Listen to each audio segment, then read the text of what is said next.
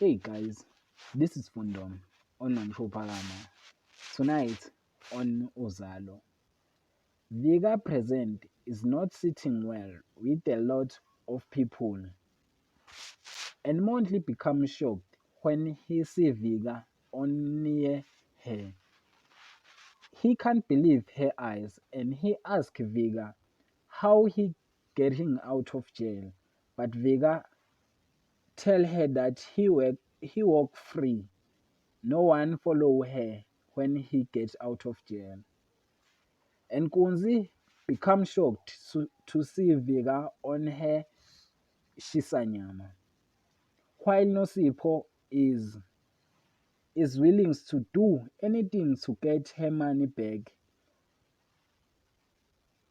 And Hlelo wait for lost cause. And Hleziphi betray Nonka. He wrote the message to Kwanda with the phone of Nonka. That is for tonight. Thanks for watching. Don't forget to like and comment and subscribe. Therefore, thanks.